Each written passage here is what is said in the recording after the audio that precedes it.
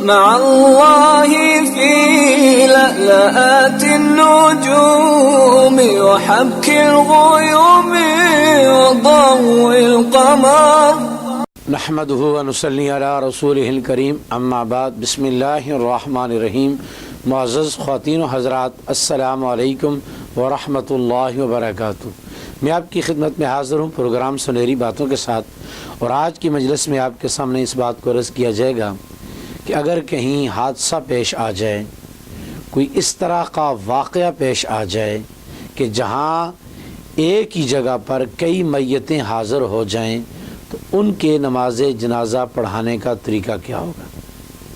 تو یاد رکھیے، ایسے موقع پر جہاں بہت ساری میتیں جمع ہو جائیں، جن میں مرد بھی ہوں، عورتیں بھی ہوں، بچے بھی ہوں، خنثی بھی ہو، تو ان کو پڑھانے کے 4 طریقے ہیں۔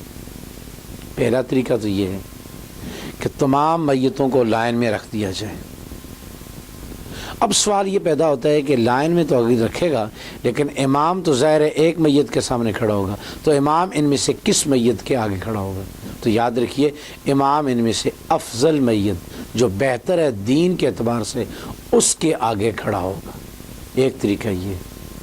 دوسرا طریقہ یہ ہے کہ ایک میت امام کے سامنے ہو، دوسری میت اس کے پیچھے ہو، لیکن اس ترتیب کے ساتھ پہلی میت کا سر ہو، دوسری میت کا کندھا ہو، ایسے ہی دوسری میت کا سر ہو، تیسری میت کا کندھا ہو۔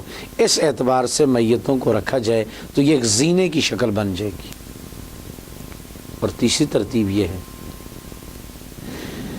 کہ لائن کے اعتبار سے میتیں آگے رکھ دی جائیں۔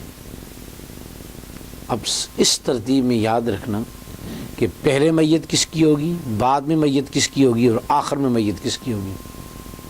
تو جب لائن میں امام کے سامنے تمام میتوں کو رکھنا ہے تو پہلے مردوں کی میت، پھر بچوں کی میت، پھر خنثی کی میت، اور پھر عورت کی میت کو رکھ دیا جائے۔ اور چوتھا طریقہ یہ ہے کہ ہر ایک کی الگ الگ نماز جنازہ ادا کی جائے۔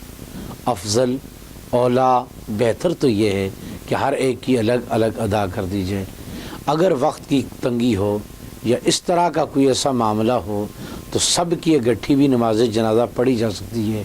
ان 3 طریقوں میں سے جو طریقہ بھی اختیار کیا جائے گا تو سب کی نماز جنازہ ادا ہو جائے گی۔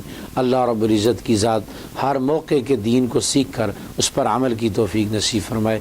السلام علیکم ورحمۃ اللہ وبرکاتہ۔